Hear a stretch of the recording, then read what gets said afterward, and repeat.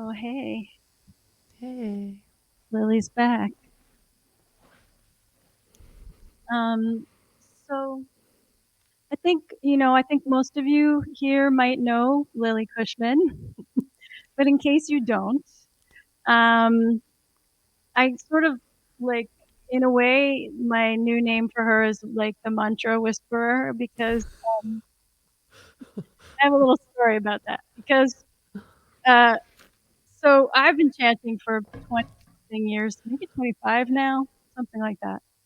And my sister has known my sister's not in our chant world. She's got her own path, and she knows I've been chanting for a long time. She's heard me chant. She's heard my recordings. She used to put her kids to bed with Krishnadasa's recordings when they were young, and then Lily wrote this really great article about chanting only a few years ago, really, right? And my sister read that article and she was like, "Oh, now I finally know what to do." So that, and then I was like, "Lily, you're like the whisperer for like, you're like the interpreter to everyone about like what the heck we're doing." Because I thought I described it, but clearly I hadn't. And then that led to Lily writing this really great book,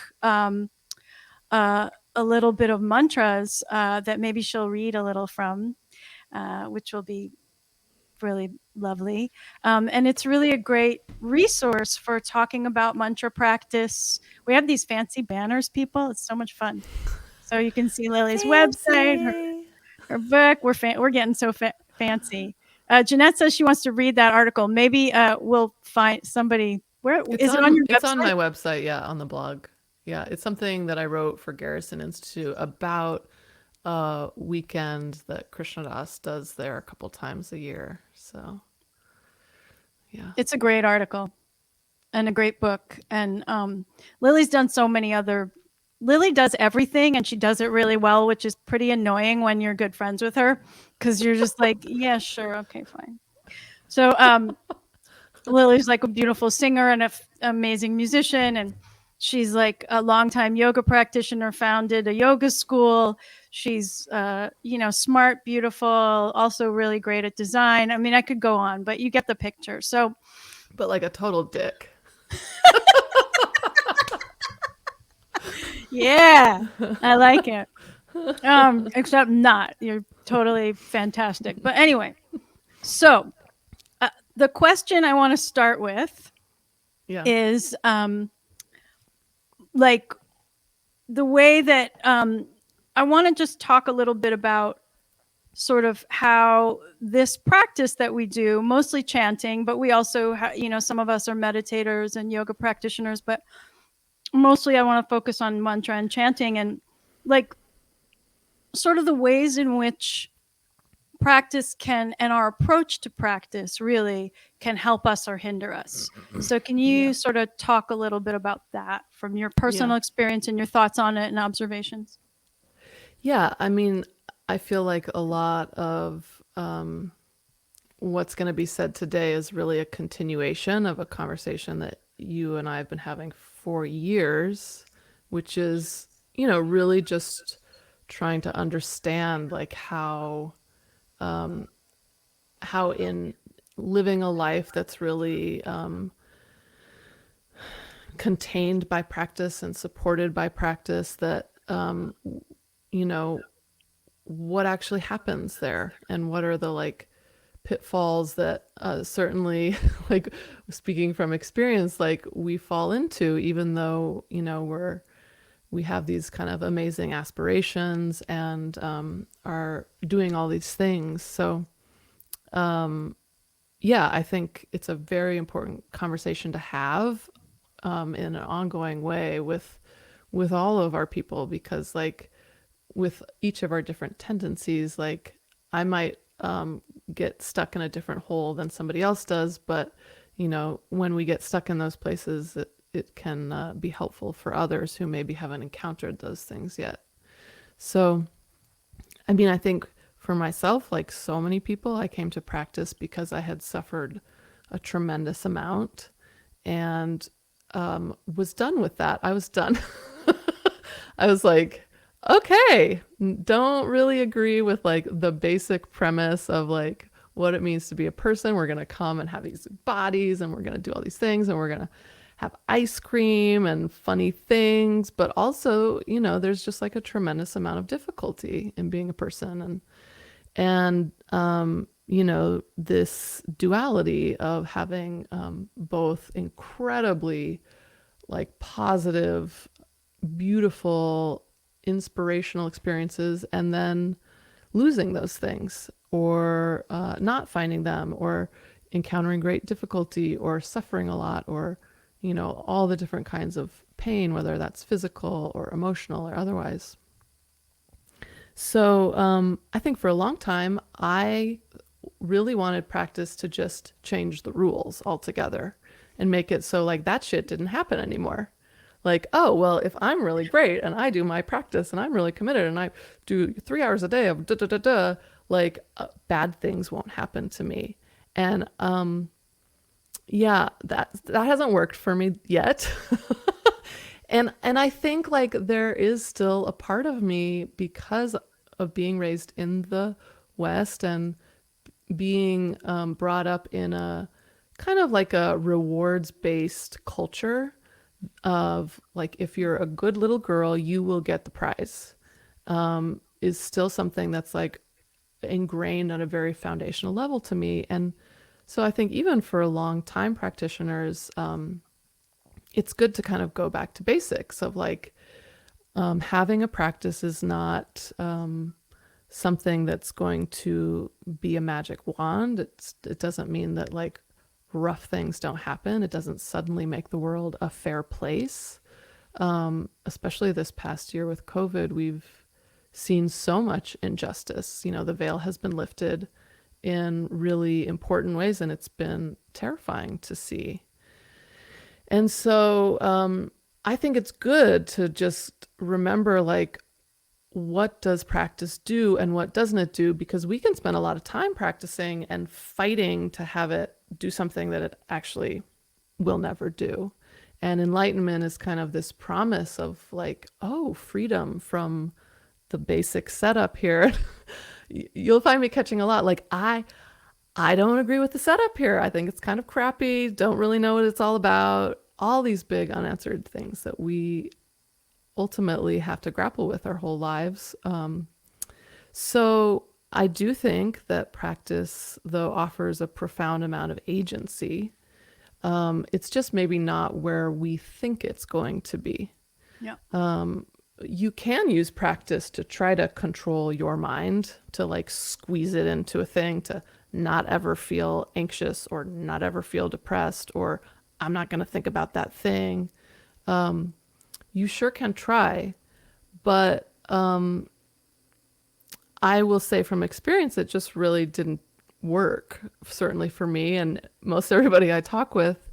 But I have really learned how to let go and learn how to be with these unanswered questions and just kind of, instead of trying to figure things out in my head, have this like much bigger ability to be with things as they are. So it's kind of an interesting like back door in, because ultimately I think, and I've certainly seen this after like the like 10 years with Brooklyn Yoga School and working with a lot of students, I think it's hard to like understand what practice is really doing. And, you know, the type A's kind of come in and it's like, great, we're going to do the thing and I'm going to feel great and da da da da, or I'm going to chant this and I'm going to feel really high and I'm not going to be depressed today, or, you know, think about how I haven't had a hug from anybody in 9 months, you know, like these things. But that's not true. It's not true. And if you rely on those, you can actually kind of set yourself up for more suffering. So I kind of think of practice as a way to not suffer unnecessarily. That there is still this kind of baseline of experience in life that is just shit.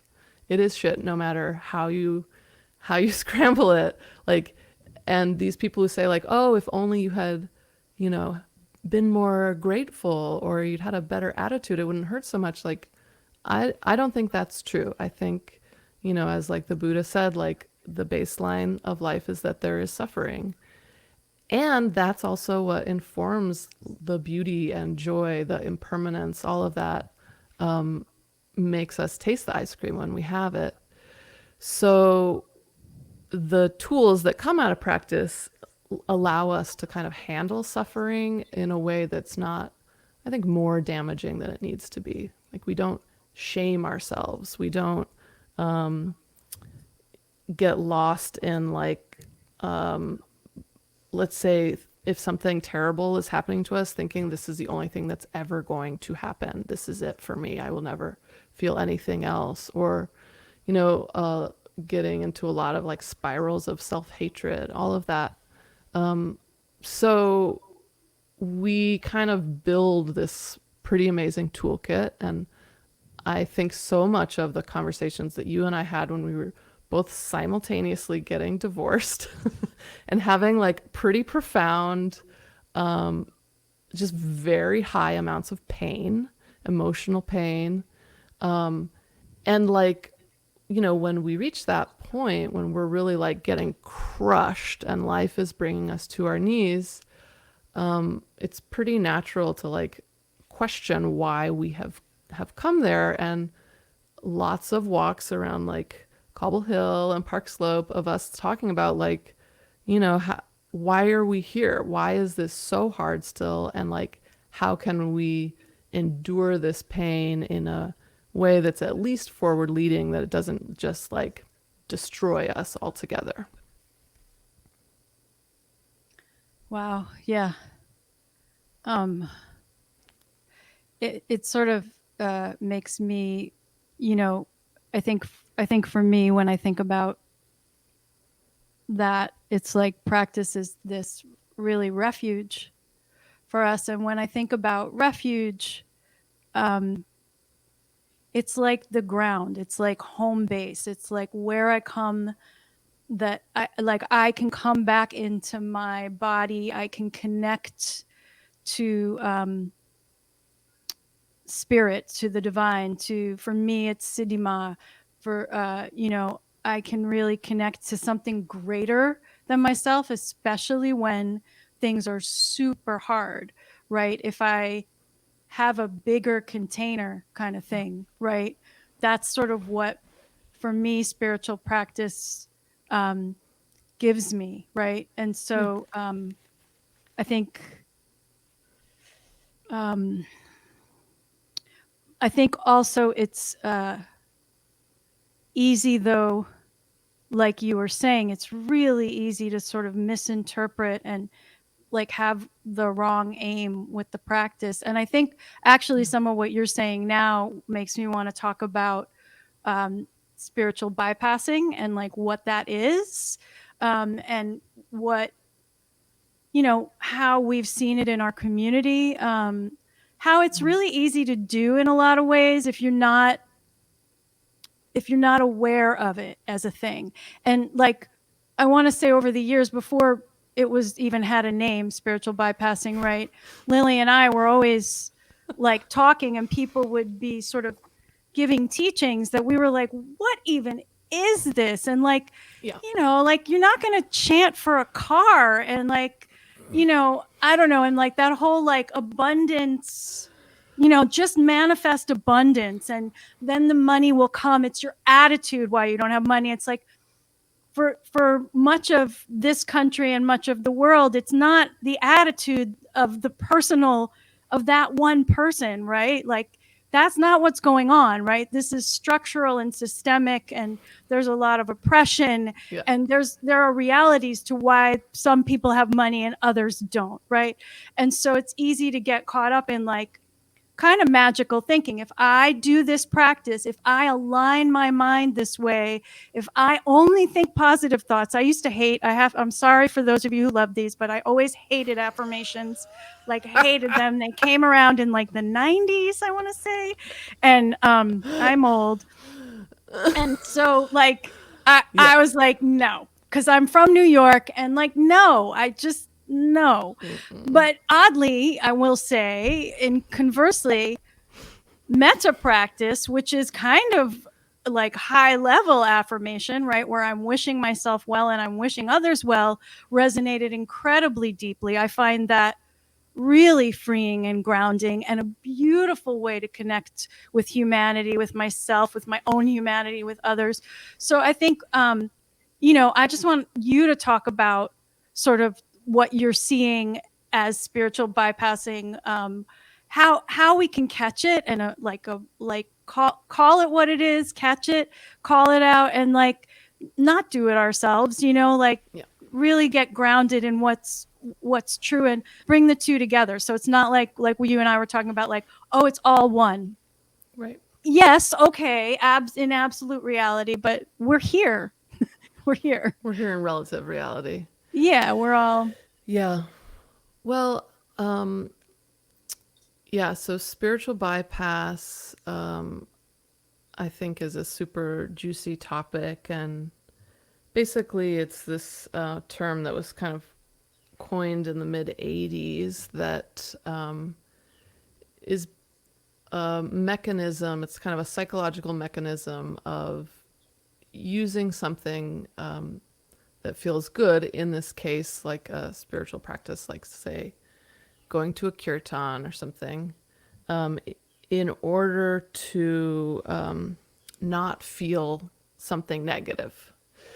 And so you see this a few different ways, but it's in a kind of short term way, it can be like a simple coping mechanism, if somebody's like in trauma. But in a long term way, it's just something that I think, just because of the way that kind of yoga entered the Western sphere, how it was kind of hyper commercialized, it just like warped into all of these different places. And there's been a fair amount of misinterpretation about, what these teachings really are. And so this kind of bypass it's like rooted in our psychology, I think, ultimately as a survival mechanism. Because, but it's kind of, like our biology has evolved in such a way that like we, we're not like out on the plains hunting, needing to like have the same kind of radar for danger, and so on and so forth. But here, it's like it's a psychological way to kind of protect ourselves from feeling badly. But when that gets kind of put into a culture that is, like I mentioned before, kind of this like a culture that is very rewards based, but it's also a culture that doesn't leave a lot of room for negative experiences. Like we're socially, it's pretty unacceptable to express sorrow or anger or these things. So our culture is pretty ripe to then like put these practices into play that are just going to bypass that altogether. It was kind of fine with a lot of people because, like, yeah, if you're grateful, then you don't have to feel X, Y, and Z.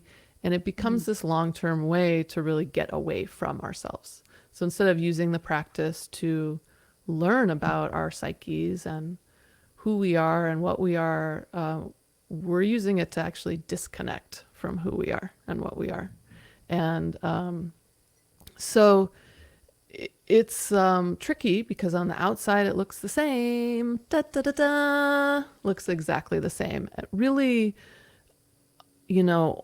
only like a very like skilled like psychologist or teacher who knows the arc of someone's life maybe can point it out, or you yourself can understand the motivation. And a lot of times it's hard to even be honest with our own bypass because we don't want to admit to ourselves like, okay, yeah, am I chanting right now because I'm dedicated to the well-being of all?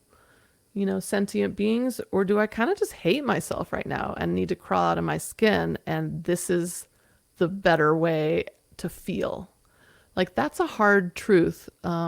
So it's interesting because I think as we settle into practice and learn how to sit with ourselves more and build up this capacity to be real with what we feel and not so judgmental about like what our minds do that really is out of our own control, like we can start to have an honest look at like, oh, there are times I'm really running from myself. And I do think that a lot of the ways that the spiritual bypassing, like it's not as bad as like going and doing some other activities that are probably a lot more negative for you ultimately. But are you using it to just like check out? Because you could do that with like a whole bunch of things. And yeah, chanting's not as bad. But ultimately, you're not with you. And I think it allows certain behaviors that we just, don't take responsibility for. So it can also hurt other people. Right. And actually, as you're saying that, I'm thinking about, that there are teachers out there who I feel like are pretty manipulative, um, and they use this as like to me, it feels like it's being used as a manipulative technique, like a way to get me to join their whatever the hell they want me to join or buy whatever they want me to buy, or you know what I mean? And I just like that aspect of it. I mean, I know that's not new. Like people are manipulative everywhere. There are bad actors everywhere. Like I know it's not Yeah. like, oh, we're in the spiritual world and suddenly everything's clean. But Mm-hmm. there is a way in which maybe because it's my world, I take personal affront, like I get so angry when I see it Yeah. and when it's just such bullshit and it's being peddled as this is going to help you, right? This is going to help you evolve. This is going to help you, become get rid of your blocks about money. I know I keep talking about money. Maybe I want a little money. Just kidding. Um, but like that's that you know what Yeah. I mean? And so Yeah. I don't know. Can you just what's your take on all that? And how do you deal with that? Like, do you just ignore it? Do you call it out? Do you like what do you think? Well, I think that, yeah, it's very, I think just because there's like a spiritual community and people who are seeking other ways of being, like that doesn't mean we're not still people and we're not still running all the same programs that we are, whether we're like in university, like getting our master's in business or music camp over here as a teenager. Like, there's certain things that are just, I think, part of the human experience. And so, in the realm of kind of spiritual matters, I think it does feel a lot more loaded to me because there's just so much.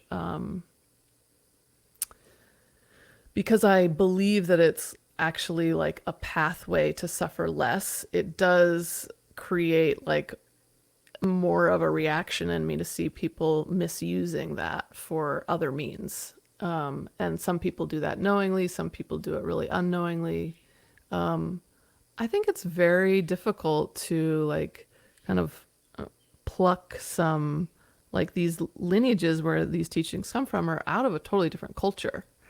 And I hear these like stories of Westerners like talking to the Dalai Lama, and he gets confused at certain questions because he's like, we don't have that concept in the East. We don't have certain things that are just really normal here. So, is it surprising to me that like the United States just like took yoga and then mindfulness and meditation and just like commercialized the shit out of it? Not surprising. That's what we do with everything. That's kind of the thing. And yes, it's very, very upsetting to me to see someone abuse something that feels pretty sacred to me, for either just personal gain or power or, like sexual abuse, like all of these things. And in the arena of our own happiness and trying to suffer less, I think people really are profoundly vulnerable in these areas because, for someone who's been through a lot, there is, if life has like cut you down over and over and you don't have a lot of confidence in yourself, or, you may not have the ability to really like discern if a teacher is in integrity or not. And then you get preyed on and you're desperate for something that's going to help you. And maybe you end up with someone who's, not empowering you as a like independent thinking, discerning human, but as just someone who's going to either give them money or power. It's pretty brutal to see. And, I think that's why we have to have these conversations. I think it's also why we have to understand spiritual bypass in ourselves, because it's not something that like they have and I don't have. It's something that we all have. It's just like, the nature of mind to like have aversion towards things that are hard and have attachment towards things that are good. And the more we can learn about that, then we can like have compassion for someone who that is extremely out of balance with, that maybe is with some teacher that's not doing well by them, because they don't have the tools to be any other way with it. So I think more and more there are some good resources for these kinds of things, but yeah, I mean, I always had some kind of like hard and fast rules, but they were rooted in these things. Like when I was doing teacher trainings, was just like simple things of like, when you're teaching yoga, like don't take on a fake voice that suddenly you're like, very this, like, no, we're not becoming somebody else. This is not a big show.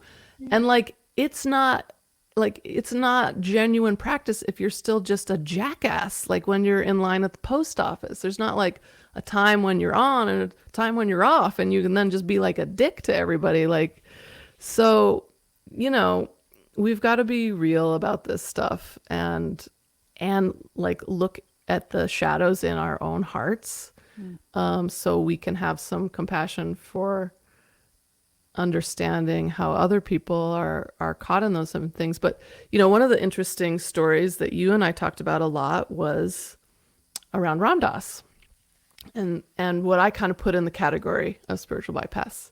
So I don't know if you want to tell this story, if you want me to start. Go ahead, start. Tell it. Okay, so many of you know this teacher, Ram Dass, wrote this book, Be Here Now, which I love this. Sharon Salzberg recently was like, yeah, be here now. That's fine when we like what now is, but what if we don't like now? It's like, meh, meh. So Ram Dass is this, very, very well-known teacher. And many years ago, he had a stroke. And at that time, he had already been teaching. He was already this like huge kind of cultural force that had informed a lot of the 60s and the psychedelics, all these different communities. So he has this stroke that leaves him, leaves him so altered that he has terrible aphasia where he can barely speak, he can only use like one side of his body, and he spends the rest of his life dependent on the care of others and in a wheelchair. And so for him, as someone who had a long time practice, this like very interesting thing happened, which is the way he made sense of that. And he's written about this a lot. That's why we know about it. and talked about how he accepted the stroke as though it was the grace of his guru. And he used this term that his guru, Maharaji or Neem Karoli Baba, stroked him. And he taught about that for a long time, for years, in fact. And the context for this, and we haven't talked at all about the guru, but it's kind of like, whether you think of it like the guru or the universe at large, it's like he kind of had, it was his way of accepting what had happened was his path. And it wasn't like he was suddenly not on the path, but that his guru was there with him, and this was his kind of medicine, so to speak. So fast forward some years later, he makes a trip to India, which is like a big deal because he's like in a wheelchair, and the access there is like nothing if you're not able-bodied. And he sees Siddhima, and Siddhima is the woman who Maharaji kind of left in charge of her temples. She's really kind of the one who would like continue to interpret his teachings. So many of like Maharaji's students would come to her as a kind of continuation of their relationship to him. So you take the rest of the story from here. Well, so I was actually there at that time by accident. Not, I wasn't in Kenchi by accident, but I was not. Ram Dass came with a lot of people, and I wasn't there because of Ram Dass. There were a lot of people that came because they were with him in his group, right? But I happened to be there with Nina actually, and we were there with our kids, and we just happened to sort of pick the same time. And so what Siddhima, who is my guru, who is my teacher, my spiritual mother, she asked him, she said, when they were in darshan, which is like he was sitting with her, we call it darshan, it's in the presence of a saint, right? And she looked at him and she said, do you really think Maharaji would do that to you? Do you really think he would do that to you, that he would give you a stroke? Maharaji loved you.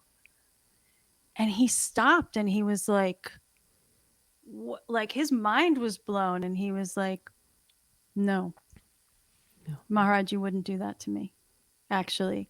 And so the grace for him, he realized the grace was the way in which he saw the stroke and was relating to the stroke as an opportunity, as a way to shift and change, which he did very much. He was a very, very different person before stroke and after stroke.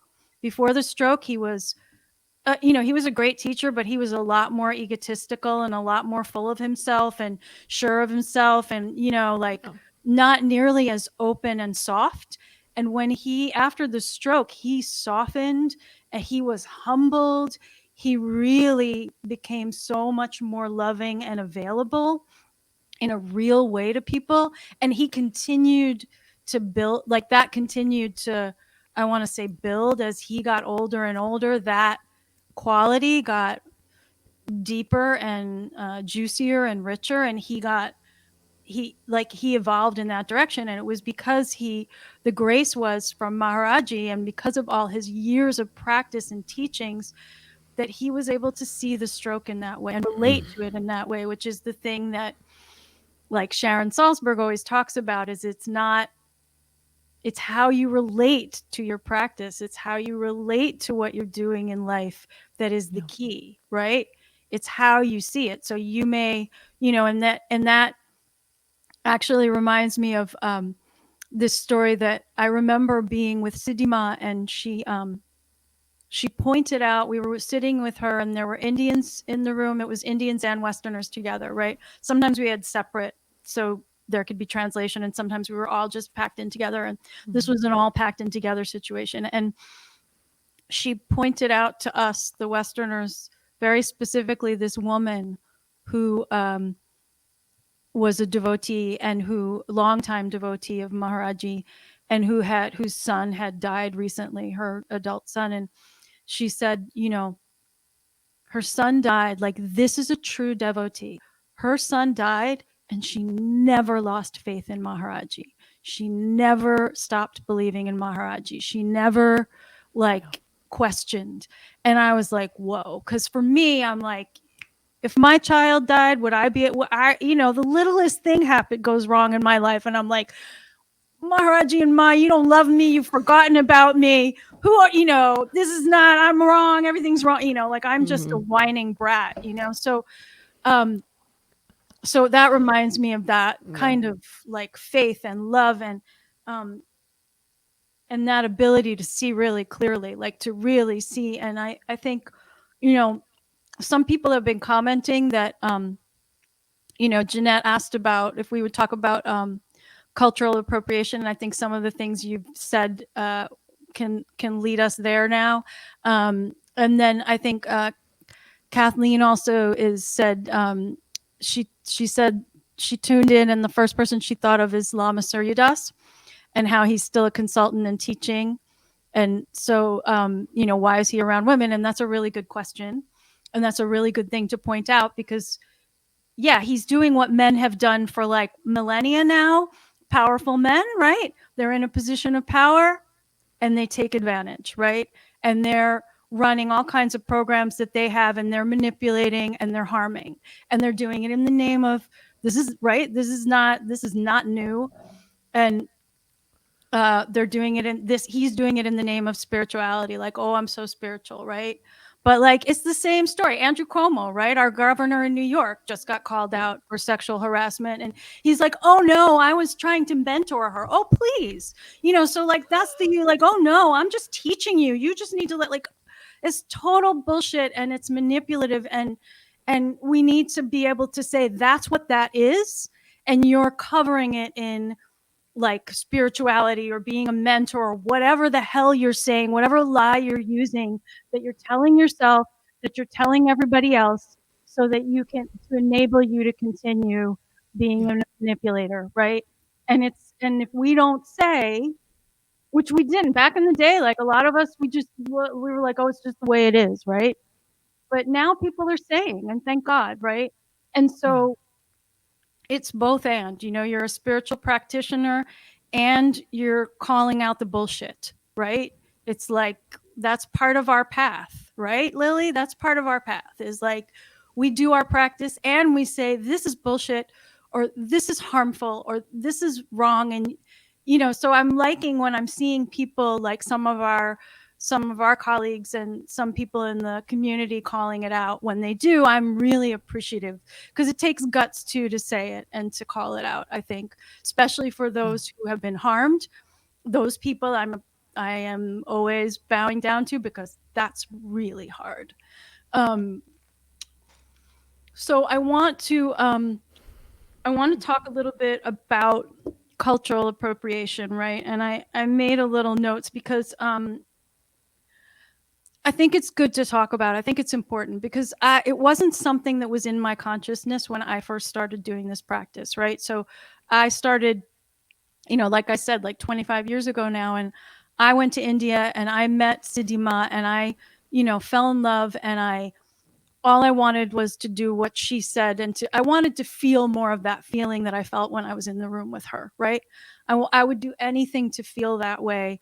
And so whatever she said to do, I did. So she said, do sing the Hanuman Chalisa, Yeah. like do these practices, do these prayers, right? And they're all from another culture, right? And not my own. And I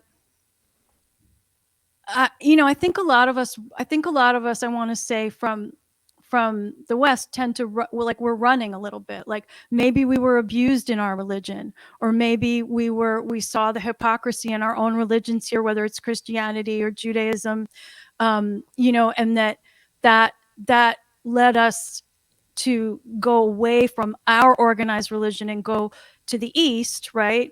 Like there's a grand tradition of Jewish people becoming Buddhists, right? The Jubus. And like, all the founders of Insight Meditation Society are like Jewish culturally. Um, so like there's this way in which we went to the East seeking answer, seeking that core, that mystical, that mysticism, right? And then, but and it's tricky because it is a practice from another culture, and there's this way in which, like you already talked about, it being commodified here in the West, right? The practice of yoga, and I think lately I've been questioning myself a lot around this practice that's not from America, right? This practice that I do of chanting mantras in another language from another culture. And I'm aware of being respectful of the culture and honoring it. Like I understand that part, but I think sometimes, like, you know, I sing kirtan, I'm chanting, like, just even for myself, like, I'm like, am I doing this right? Am I doing it in a way that's honoring the tradition? Am I using this in a way that's like sort of like you and I, when we were talking earlier, talked about sort of a new form of colonialism, right? Where you're taking from something from another culture, using it to your own benefit and not honoring that culture. So I just, maybe you can talk about what cultural appropriation is, how we again tend to fall into it, especially those of us doing these practices from the East, and how we can sort of become aware and not do that, right? Like, obviously we're not going to just abandon a practice that's given us so much, but how do we do it in a way that's sort of respectful and aligned with integrity? Yeah. Well, you just brought up like 10 things I want to talk about. Yeah, I know. It's like we could go on all night here. Yeah, which is why whenever we actually have these conversations privately, they're like 4 hours long. They're pretty epic. Before I answer the question specifically about cultural appropriation, I do just want to acknowledge like what you were saying about some of the comments that are coming in, and like bringing up Lama Surya Das and Cuomo and kind of the Me Too movement, which over the last few years has also swept through spiritual communities. That, of course, has happened in the past as well at different times. And so I think what feels important to say about that is that the way I frame practice that I think is so important is going back to a word I used earlier in the conversation, which is agency. And ultimately, I think that when we're doing practices that kind of fit well with us and we're doing them like correctly, because there's easy ways to just kind of like not get the right instruction and then you're doing the thing and you're not doing it right. But if we're really like wholeheartedly doing it and doing it in a way that's like correct, like the pronunciation is right and our motivation is there and we're being skillful with it, it is ultimately about cultivating more and more agency with ourselves. And I think initially it's really kind of this like getting to know ourselves process, which is very foreign in our culture outside of, let's say, a therapeutic environment. And that as we learn about ourselves, we also just learn about the human condition because there's so much that is just universal in us, greed and, delusion and allure, like all of these different things that we work with. But I think as we cultivate more and more of a relationship with ourselves, inherent in that is cultivation of this kind of sensibility of I too have a right to exist here and I deserve basic human rights.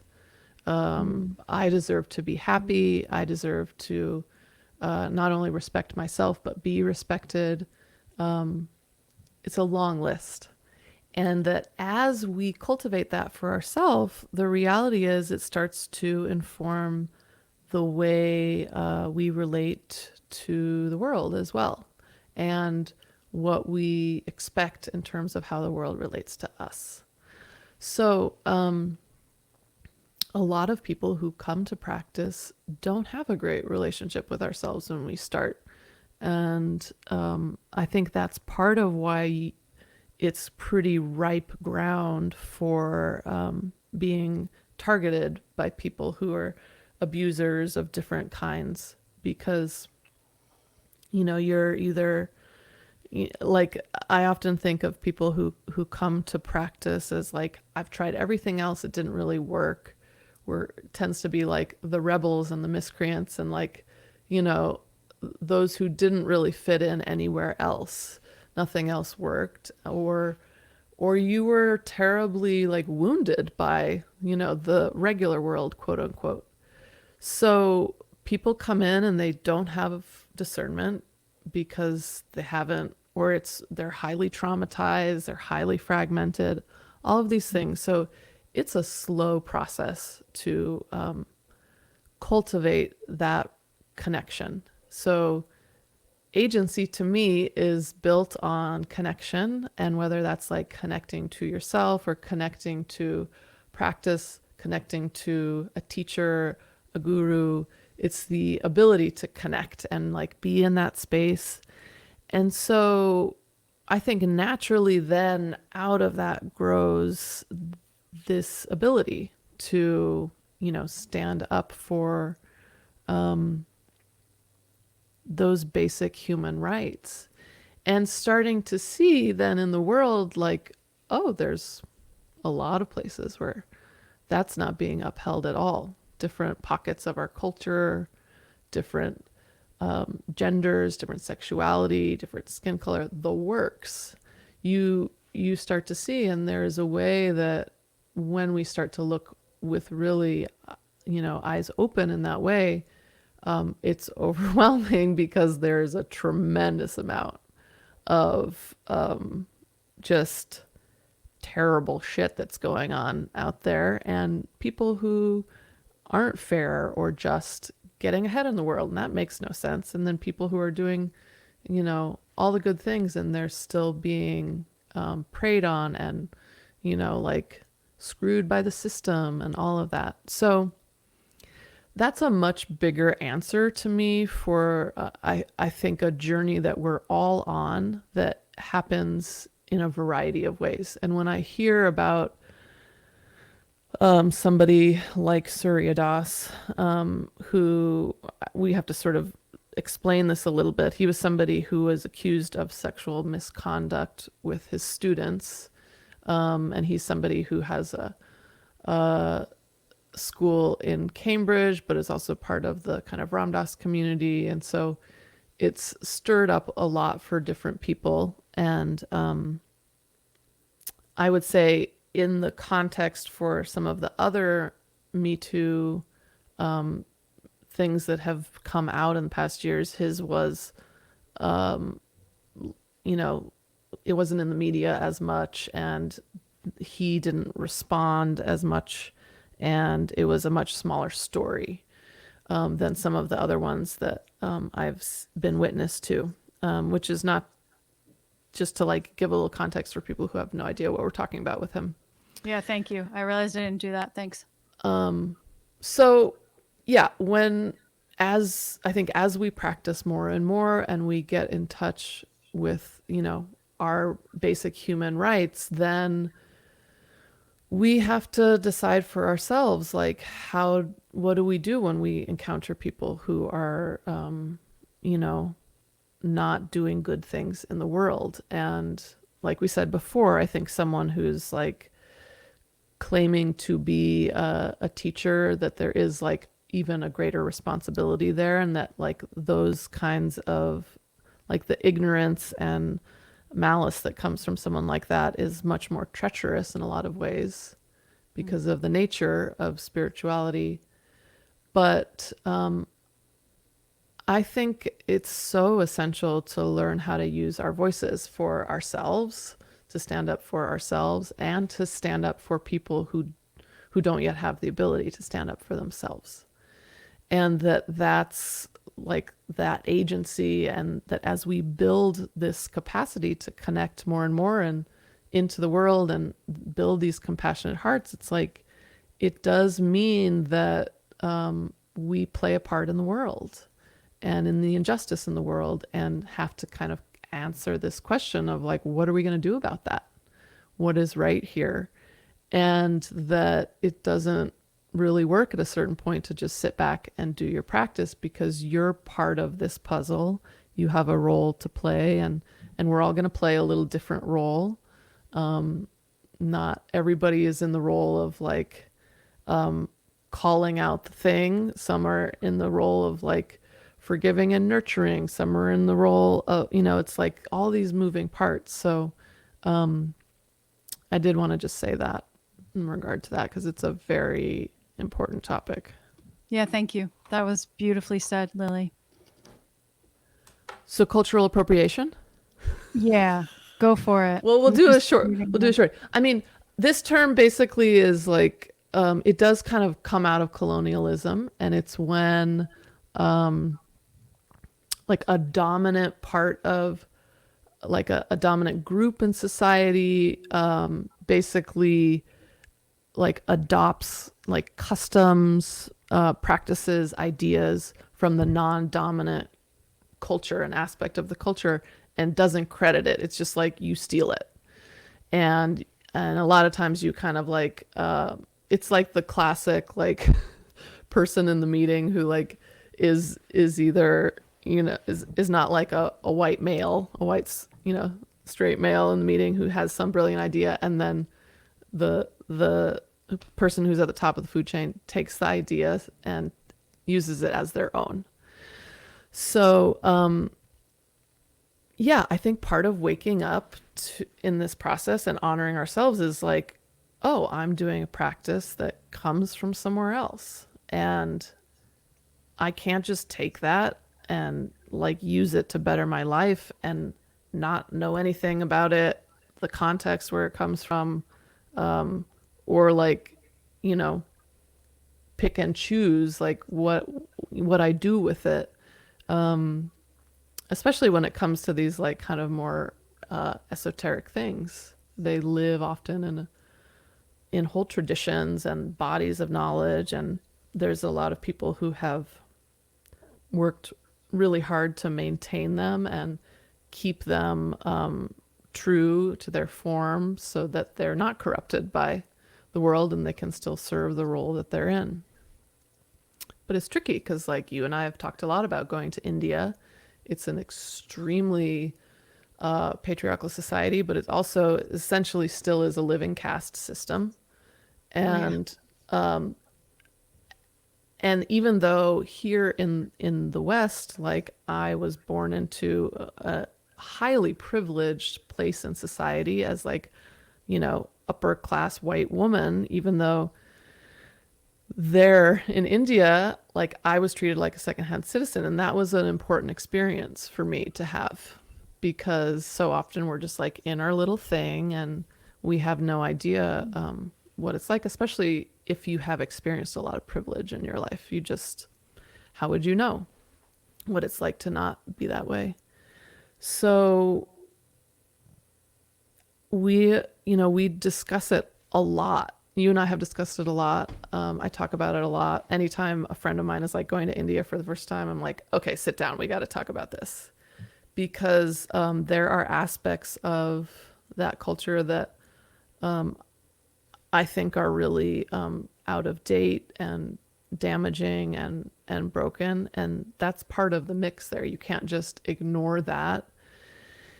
And I think if you're going to kind of vet a practice and see like, what does it do? Like you have to look at the culture that it's from. So it's pretty tricky. I know for like when I wrote the book, it was just important to me to really ground it in Hindu culture. And part of that meant like really fleshing out research and just like giving credit where credit is due. Like I didn't make this up. This comes from here. And kind of the way like when you take a really good like sociology class or something, it's like you really learn about the context of where something's come from. And then you can just like understand it more fully. And so that's a little bit about how I think about cultural appropriation. But I also years ago, Krishnadas would talk about like the change in India from when he was there in the 70s. Like now, all the kids are dressed in like jeans and have cell phones, and like then the Westerners come over and they're like in Indian outfits and like kurtas and stuff, and they're just like laughing at us. Like they want Yep. Western culture. Yep. All these like Westerners wanted Eastern culture. So, you know, it's all a little goofy. I think it's good to just think about it. There was a movement kind of, I think it was in the 2000s, like around the time that Coachella got popular, that was Reclaim the Bindi, which is like Oh yeah. the little decorative piece that you see here in Hindu culture, because it just became such a thing to wear one of those when you're at Coachella. And nobody has any idea where it came from or what it means.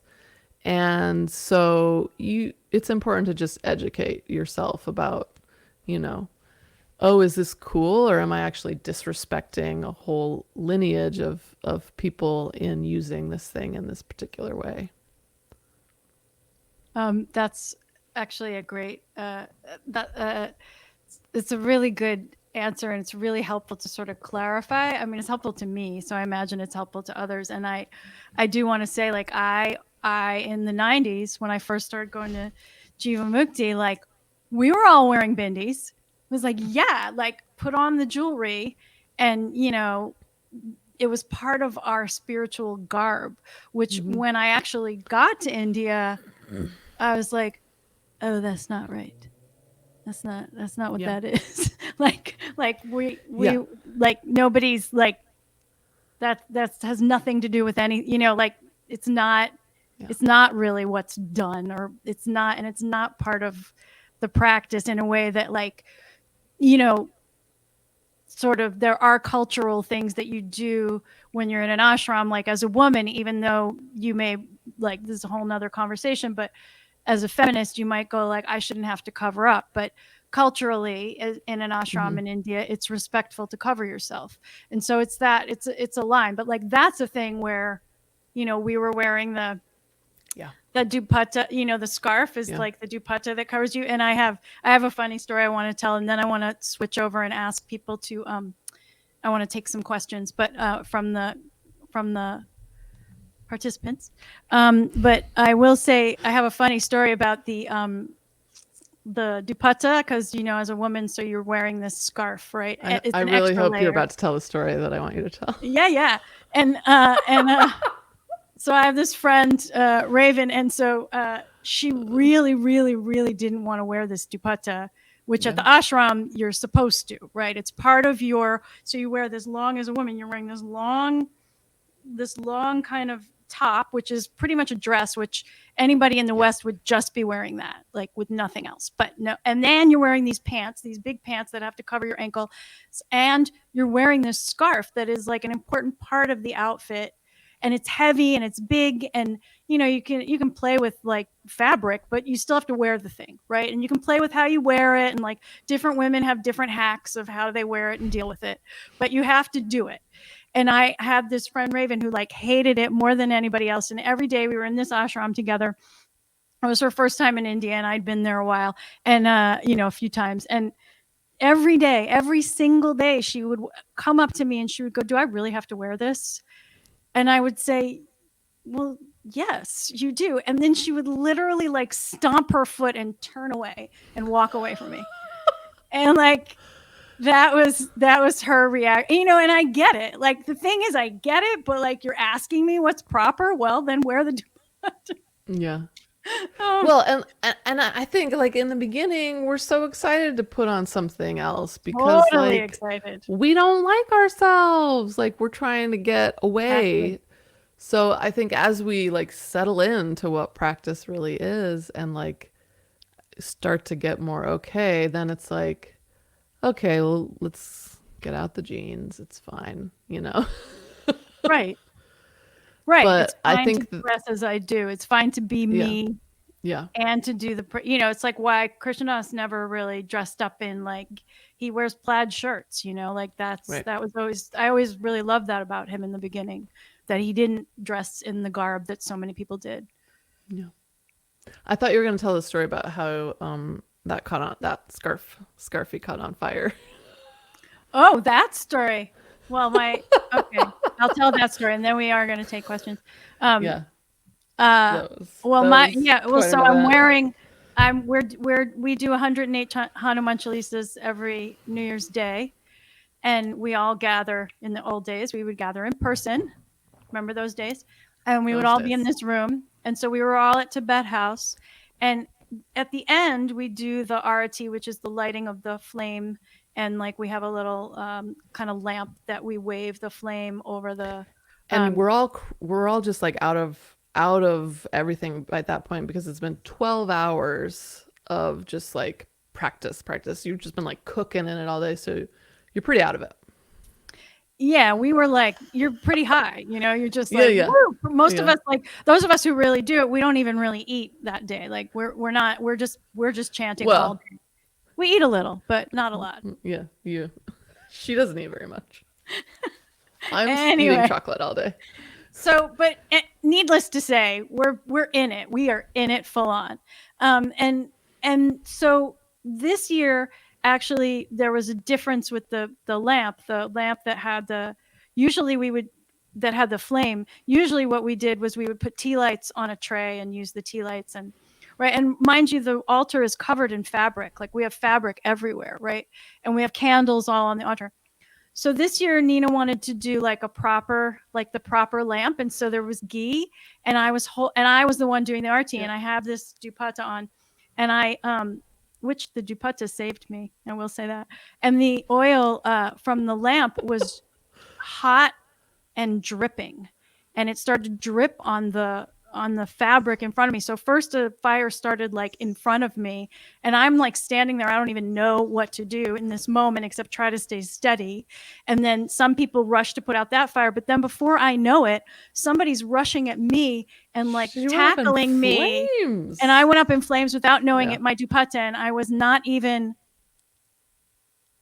not anything on me, not a hair was like, I don't know how yeah. that's possible, but not a hair. But so the dupatta did save me in the end. So I And do have some Arjun's gratitude. water. Arjun's water Yeah, also. Arjun's water. Yeah. Um, so all right, So should so we take some questions? we should. So if you have questions, please post them in the chat.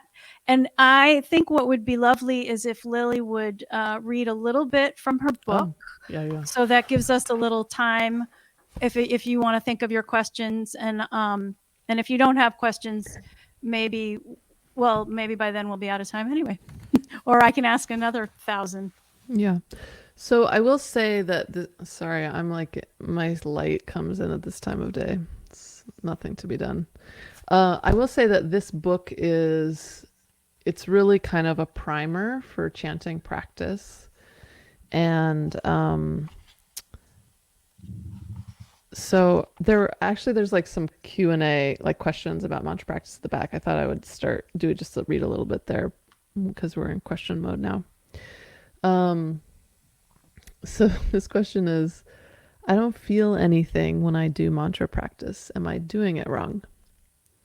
Definitely not. There will be times in your practice when you feel totally peaceful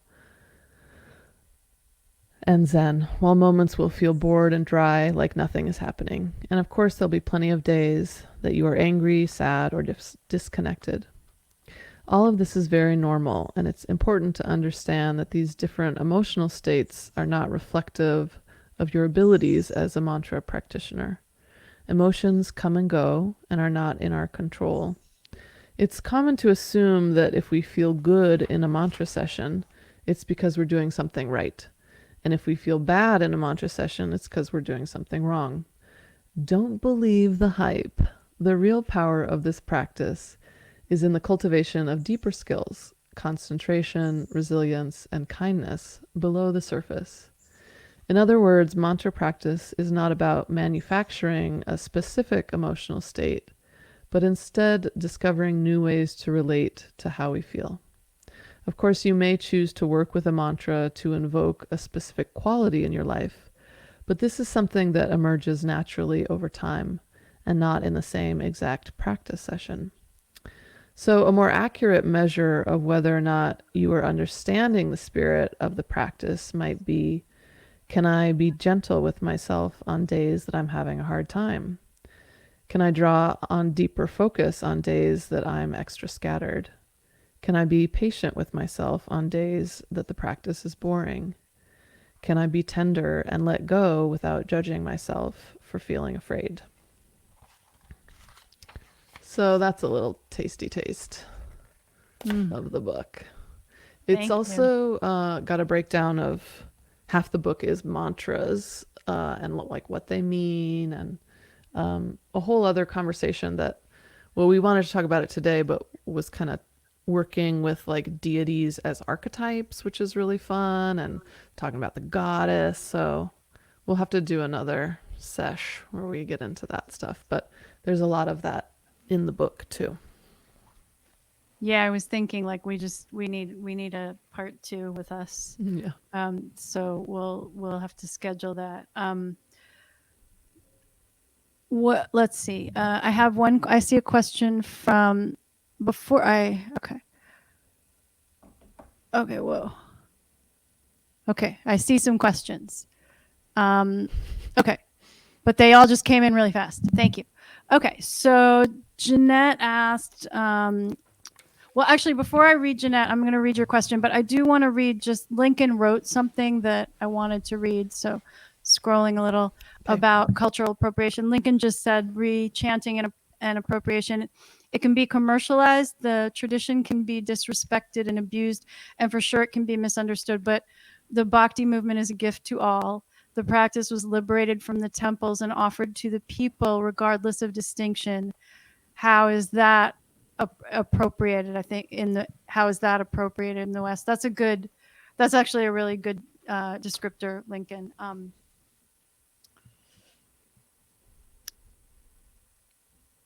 Okay, so hold on. Okay. Jeanette asked, what is it like? I'm just taking these in order that I see them. What is it like for both of you to be women Kirtanwalas? Please share your experience. Lily, you start. I mean, it's like every other aspect of my life. I look on the wall, and most of the pictures are people that don't look like me. Most of my teachers are people who are not the same gender as me. And so, you know, for a long time, that kind of, I think, it has forced me to like take teachings with a pretty big grain of salt. I do think that when somebody is undertaking practice and they're starting from the dominant position in society, that it's a different journey than someone who's starting from the non-dominant position in society. Recently, I was on a podcast talking about my book, and the person interviewing me was from the dominant position in our society. And it was just really interesting because I think for me as a woman, where the majority of the feedback in my life has been that my opinion doesn't matter as much because of my gender, that I'm not as valuable, my time is not as valuable, the way that I have been forced to question myself because, you know, I'm just not heard the way a man would be heard. I think there's a different kind of doubt that comes into play that really has to be healed in a way that is not the case for someone who is taught to question themselves. And I also say that, understanding that I still, in the hierarchy of privilege, I'm very, very high in that. And there's a lot of times that I hear a male teacher talking about expressing like confidence in themselves, or how they may or may not question themselves, that is simply not my experience because my conditioning has been so different as a woman. So, yeah, on that podcast, I it was actually in the preparation for the recording, and I was talking to this fellow, and I had to, for some reason, he wasn't really familiar with my teaching background, probably because I just don't like toot my horn very much. But I have taught for a long time, and I've been practicing since 1998, which is a long time. Um, and I had to tell him that he hadn't really researched me. And he said, "Well, that's something good for you to let go of." And I thought, yeah, no, not for me. Like the work, I think, for someone who's not coming from the most dominant place in the society is to reach a point of self-value in a very different way, because that's intact for someone who's at the top of the food chain. So I don't I don't think one person can be to blame. Like that's the system. And at a certain point, I no longer wanted to listen to male teachers because their experience was just very different from mine. And so that's why Siddhi Ma was really important for me to have that perspective, and really why I got into goddess practices so much, and why I needed a community of women, like the Ma Squad, as we coined it, which is like a kind of group of us who lead chanting, because like there was no infrastructure in place to support us, and all of the people who are famous and in the spotlight have a different point of view. So it was good to kind of bolster that with some similar perspective along the way. What do you think, Ambika? What's it like for you? Well, I think I want to talk about a little bit about inclusion, because one of the things, and it's funny because actually I remember, and I've always noticed this, but even in India too, right? Like when the women are singing, they always invite us in. They always invite us to sing with them, to lead, right? Always, right? And here I've had a similar experience. When women are leading kirtan, they often invite others in, invite me in and others. And in India, in the temples where the men, especially the men in power, the Brahmin men, they're not inviting you in. They're not. They're not. Yeah.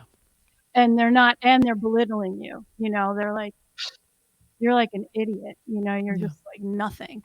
And I feel like sometimes it's that way too here. Like I definitely have been dismissed and belittled and not taken seriously. And I am just grateful for my women, the women satsang, and the women who have kept chanting and kept doing the practice and have kept inviting us all in, have kept including. Like Lily has always been including us. Nina includes us. Like there's just this way in which I am really grateful for those women who keep chanting, and I'm cognizant of wanting to include others too, because it's just a different way of experiencing, right? It's not about, the chanting isn't about me and my personality, right? It's a practice to be shared. It's a practice to be shared. And it's not that there aren't men who include others in, but it's a general sort of thing. And then I also want to say, like, I'm super grateful for Siddhi Ma, because she always made me feel, and everybody feels like important, whether you were a man or a woman, and she asked me to sing all the time, and she asked me to lead things when men would have been like, no way, like get out. But if she said you do it, then they let you do it, right? Yeah. So Well, and it really sent, I mean, like my first trip to India was for Durga Puja in Kenchi, and the only time, there was like a certain time at night that the women were allowed to sing.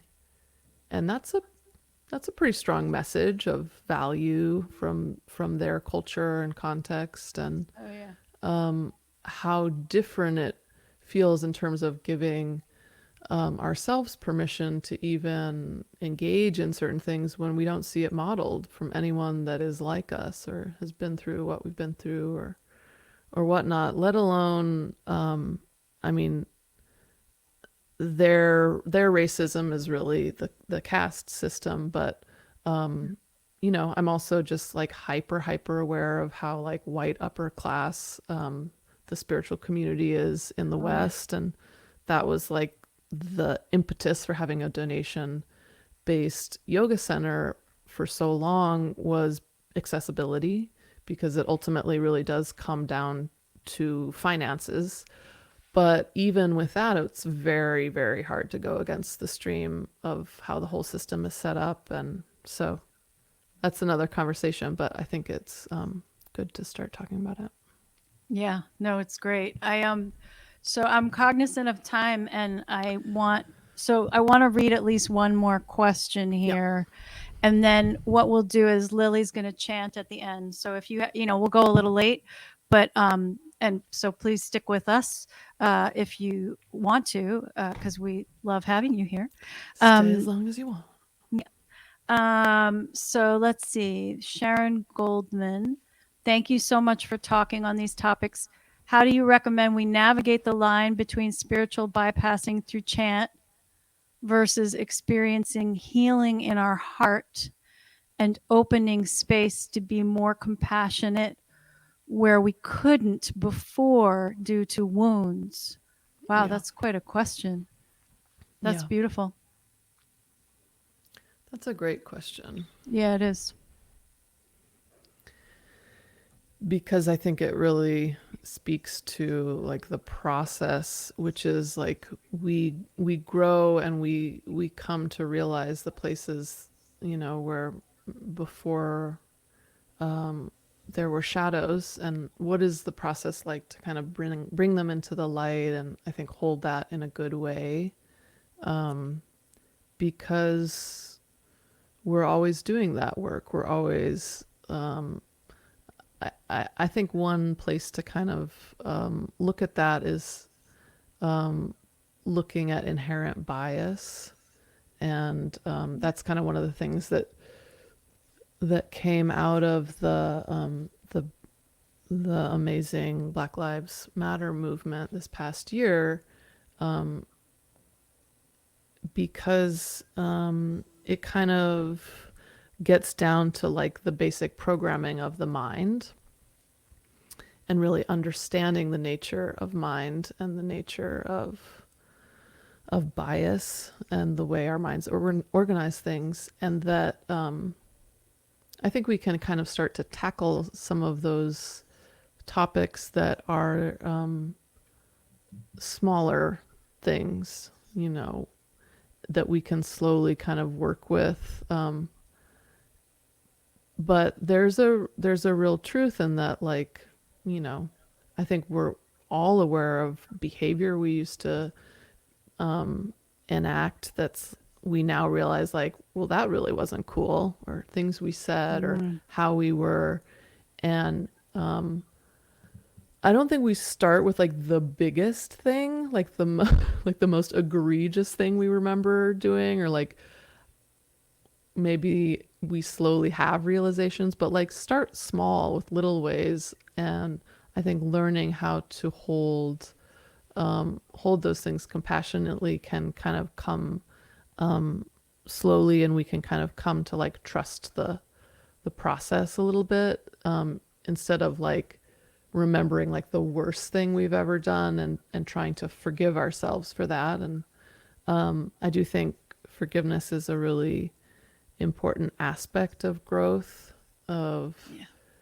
letting ourselves really be okay with like we did the best we can, and there's some room for growth, and kind of understanding like what provides good growth. Is it positive reinforcement or negative reinforcement? And we get to use a little science to back us that like it's actually positive reinforcement that helps us to learn. So I think we can like gradually, kind of grow some confidence in our ability to forgive our blind spots, to forgive the times we've like, you know, acted out in fear or in our wounds and hurt people we love. And, you know, we take responsibility, we apologize, we make amends, we educate ourselves, and commit to doing better. And so it's a good journey. It's an important journey. Yeah, and I just want to say to that, and I want to read one more question here that I saw that I love, but um, that I think just you asking the question is important, you know, like this reflection and being able to question yourself is a really great, like just this talking about it, reflecting on it, questioning yourself is a really important part of the process. So there's a question here from Will. Maharaji and Sri Siddhima didn't commonly give formal teachings, but in addition to singing the Chalisa, what direction, insight did Mataji share with you? Which spiritual principles did she practice? Which qualities did she exude? And what is your understanding of how these saints and siddhas changed hearts? Wow, that's a really big question. That's a With a book, is what Yeah, that that's a book. is. But I do want to I'll answer some of it briefly, and then maybe we have to move on into some chanting. But uh, for Siddhima was always prayerful. She was always in prayer.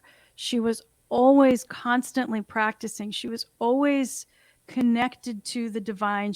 For her, everything was Maharaji, and she was never apart from him in her mind, in her spirit.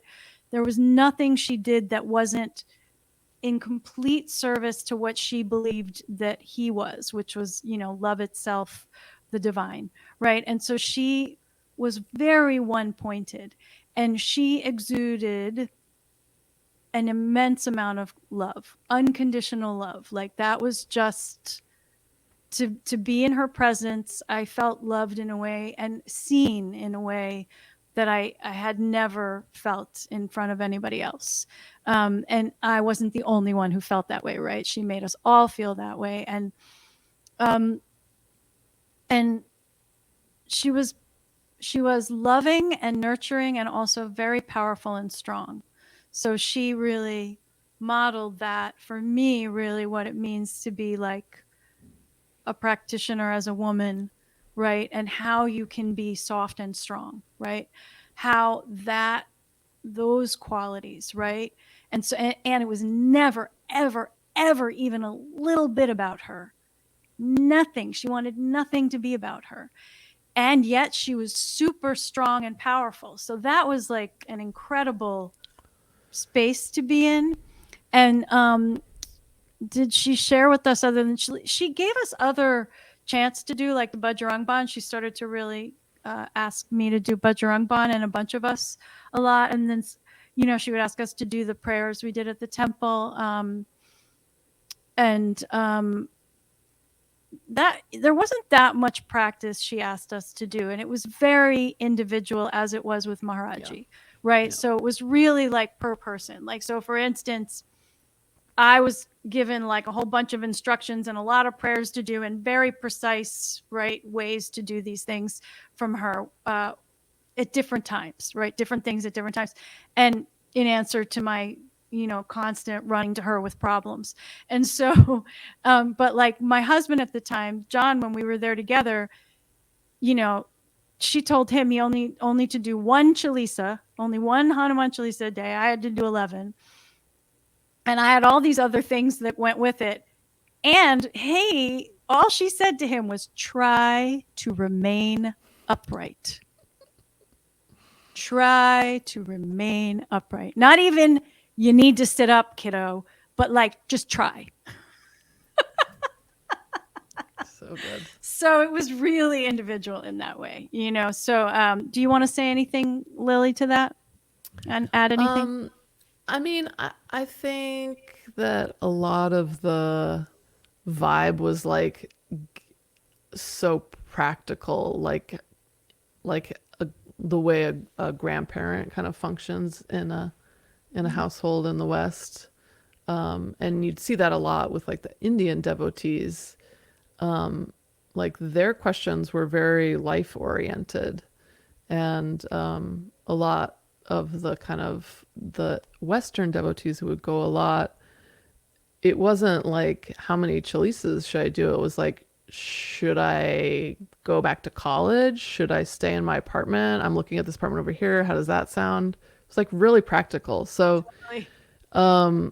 very individual, and I think that like the the core thread that was like running through so much of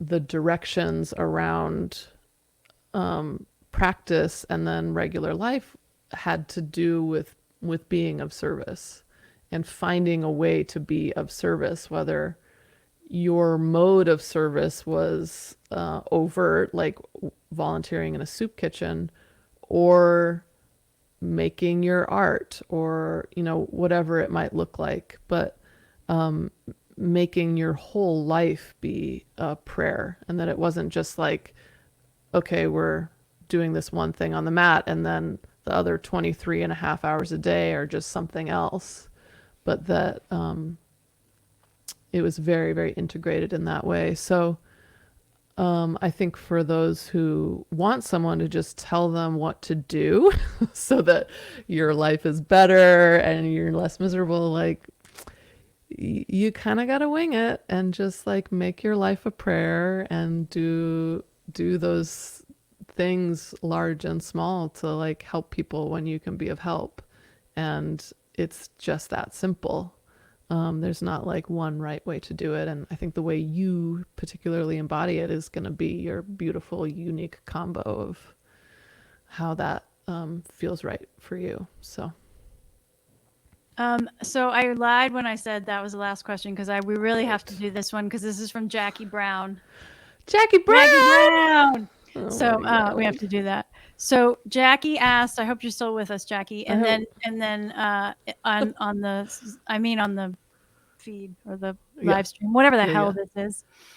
It's a live stream. It's a live stream. Thank you. We're on a live stream. I was like, we're on a Zoom. We're not on Zoom. We're on a live stream.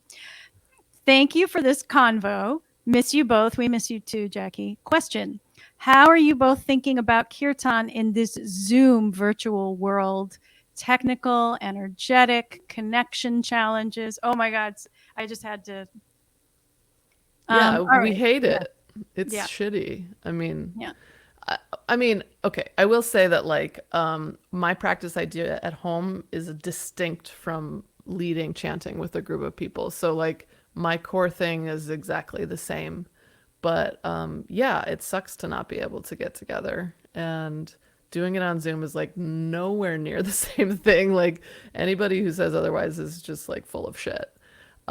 It's very hard to connect through the airways, and a lot of, for me, what happens like being in a room with people is like feeling the energy in the room and like what uniquely happens in a certain group of people. That's always different depending on how everybody's day was, and you can't read that across the airwaves at all. So yeah, it's just a different version of it.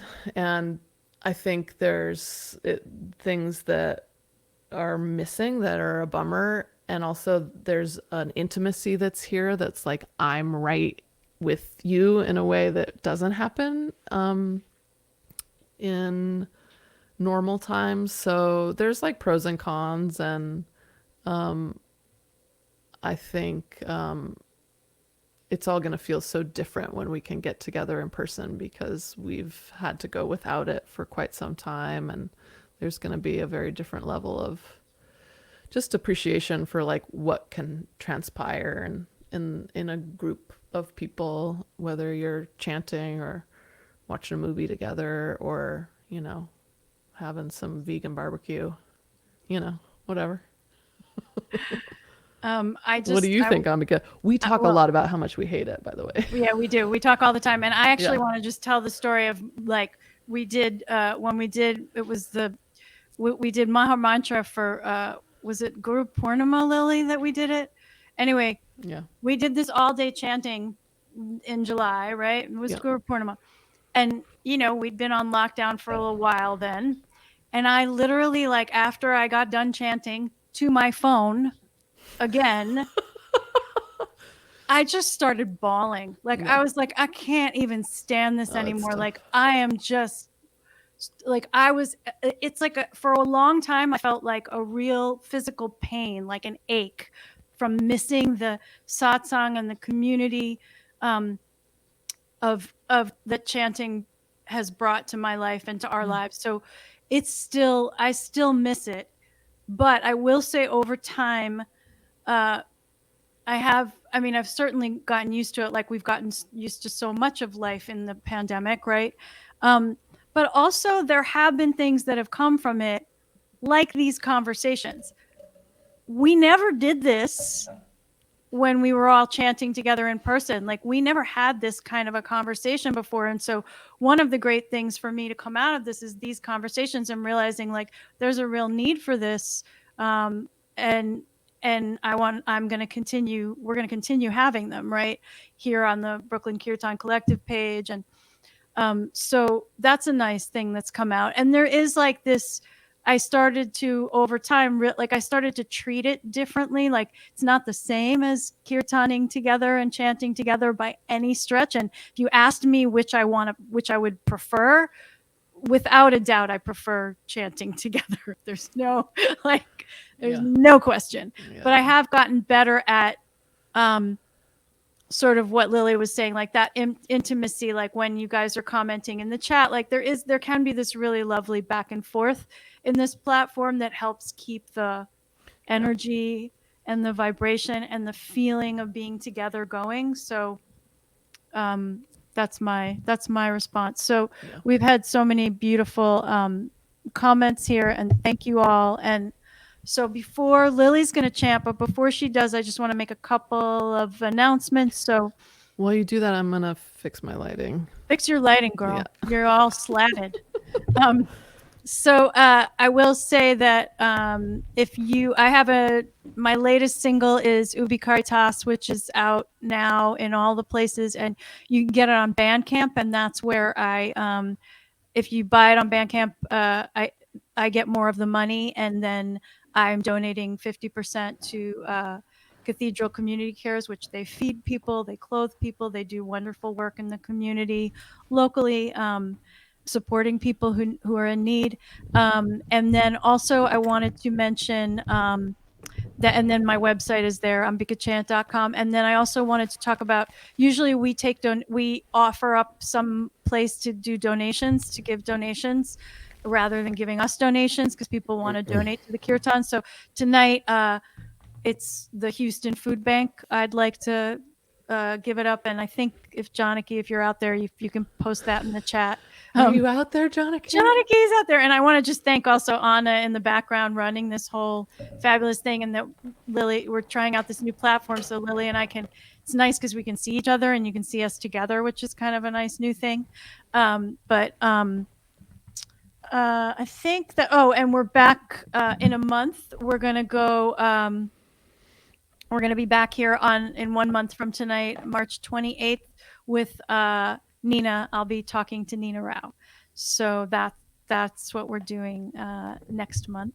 That's the conversation, and I'll keep them going once a month on a Sunday on this page and all the places. And thank you, Lily, because we could just keep going, but Yeah. We can keep going.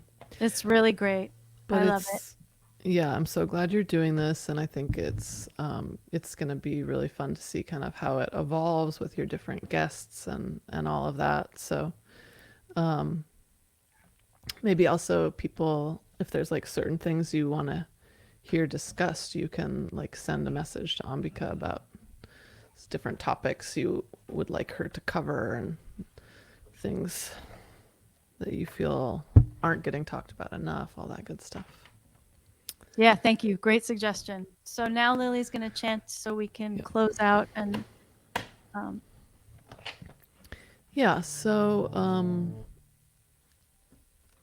thank you again to Anna, who is the maven, the live stream maven,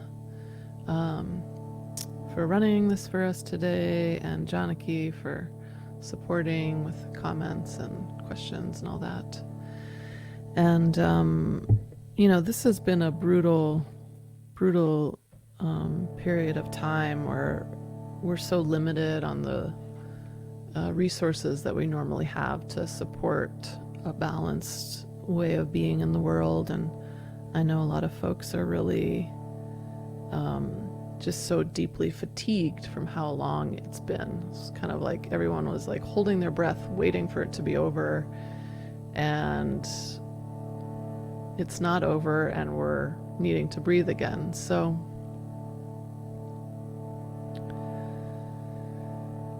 it's a time to really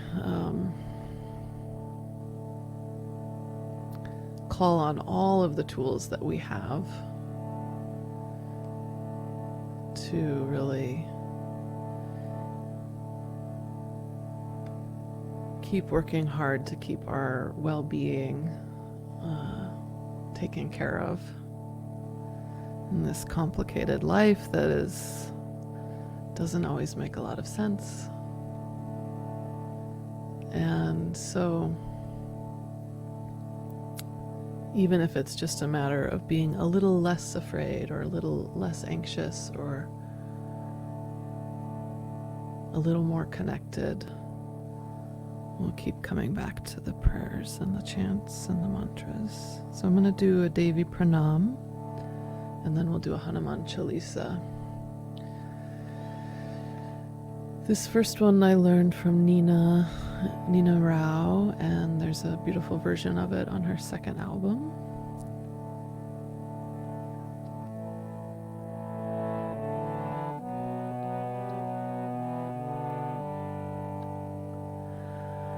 Om Durgam Shivam Shantikarim Brahmanim Brahmana Priyam Sarvaloka Pranetrencha Pranamami Sada Shivam Mangalam Shobhanam Shuddham Nishkalam Paramam Kalam Vishveshwarim Vishwamatam Chanikam Pranamam Ya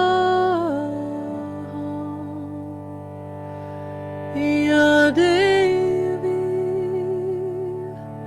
Ya Devi, Ambedukaharani,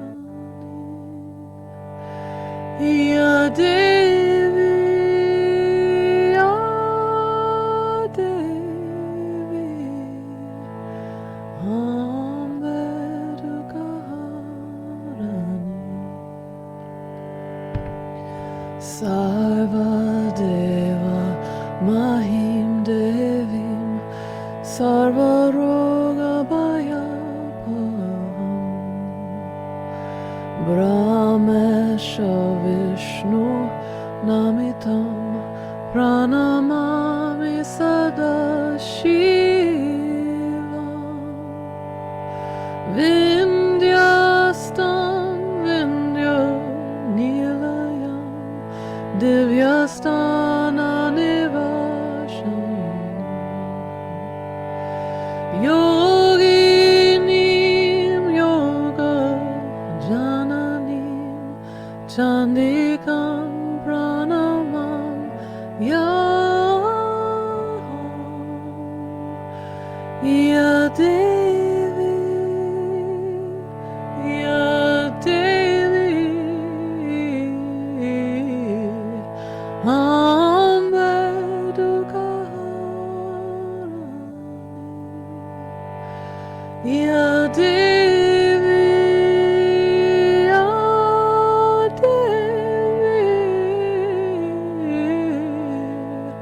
Ambe dukaharani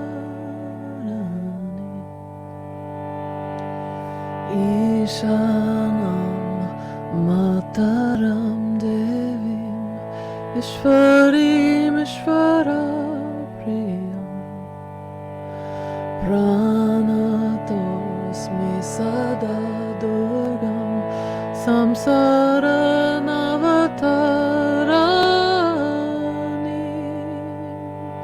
Om Durgam Shivam Shantikarim Brahmanim Brahmana Priyam Sarvaloka Prane Trihincha Pranamami Sada Shivam Ya Devi Ya Devi Ambe Dukaharani Ya Devi Ya Devi Ambe Dukaharani Ambe Dukaharani Ambe Dukaharani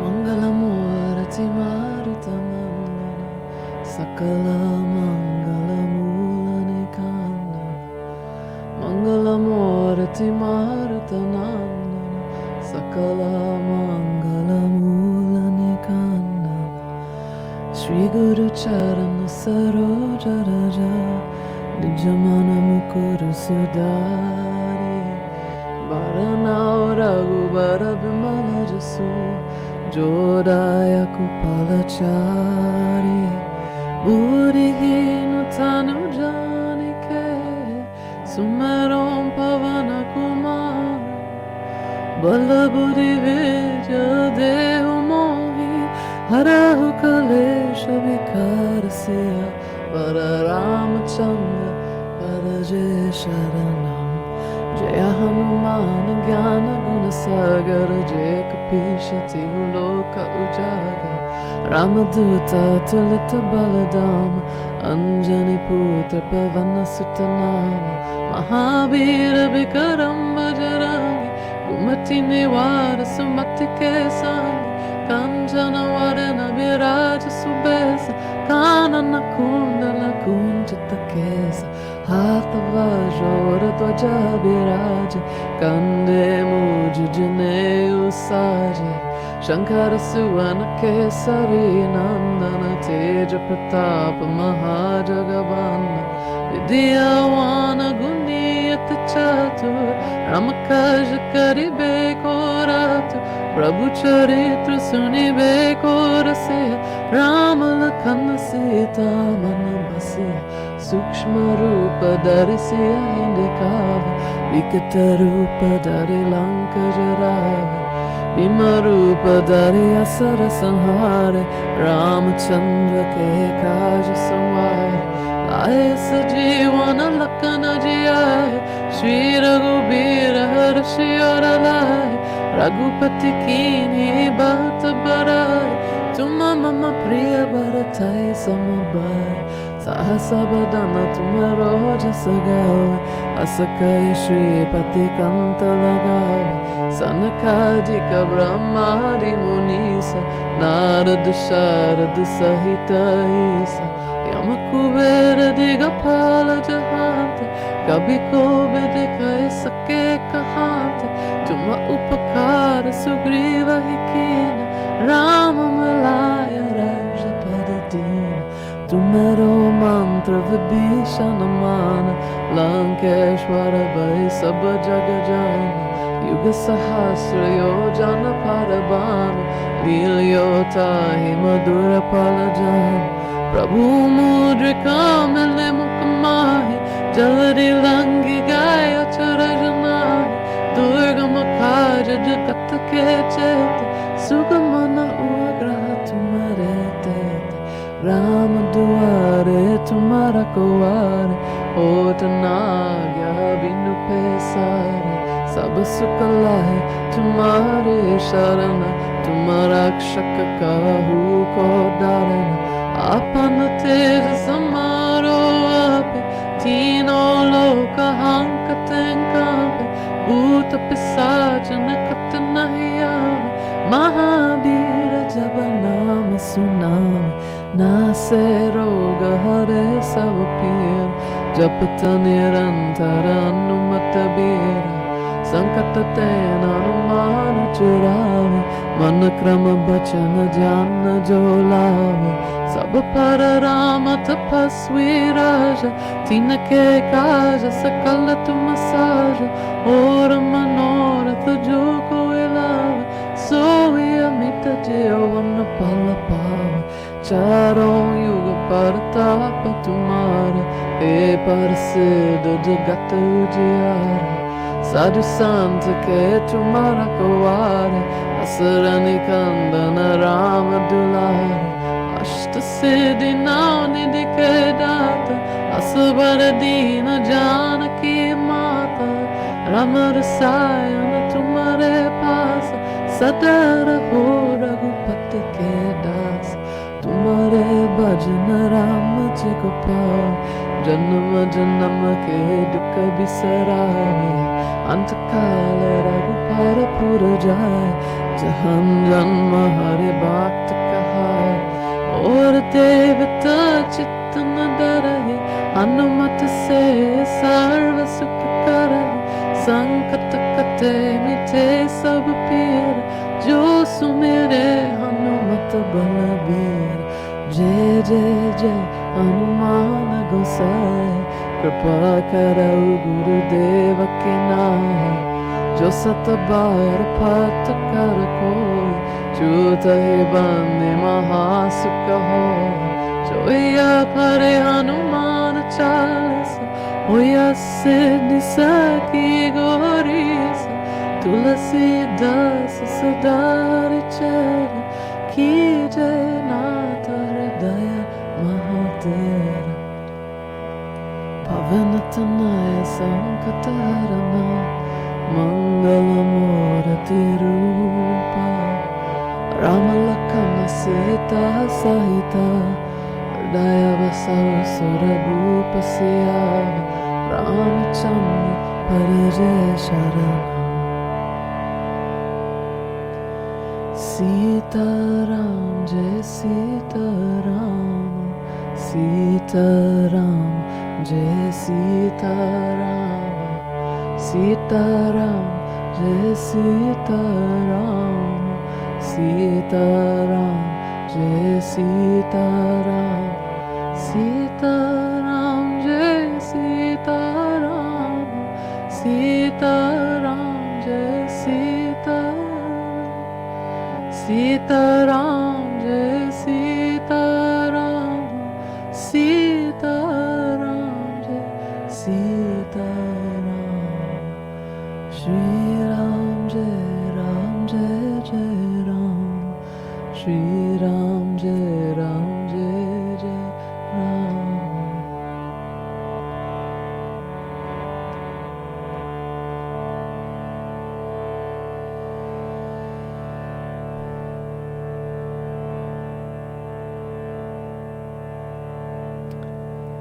So, as always, we send out the merit of our practice, all of the positive energy that we've generated here.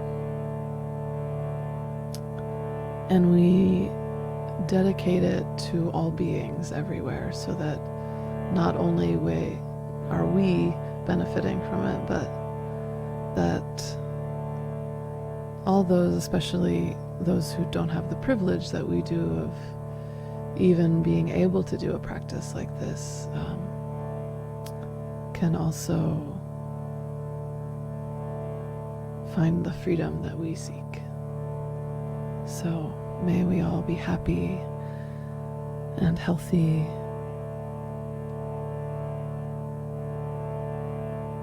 and that no matter what comes to us in life, we can stay connected to our own being,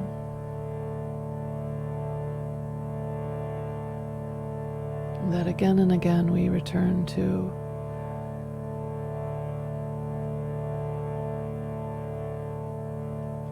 that deepest aspect of ourselves, that we can come home again.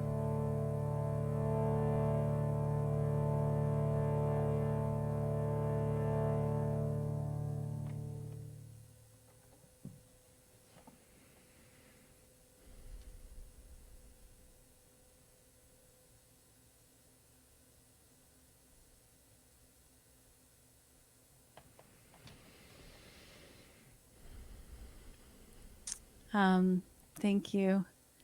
That was really beautiful, Lily. And this was really great. And so thanks for joining me and, Yeah. you know, And getting into it. I hope everybody starts having these kind of conversations with their friends because they're so juicy, and we all have, I think you and I we're so much better for like really diving into these things and talking about them and, just really helping each other find greater clarity. And everybody can do that with their friends. So let's do it.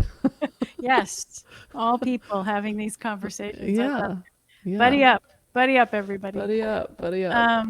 And so we're Brooklyn Kirtan Collective. We have kirtans every Friday, and now I've added these monthly talks and chanting. So come back and Come thank you. back. And Lily, you'll come back in Oh, yeah. on Fridays and in another chat talk. In all the ways. In all the ways. Okay. Okay. Be well, everyone. Be good to each other. Be good to yourselves. Ram Ram.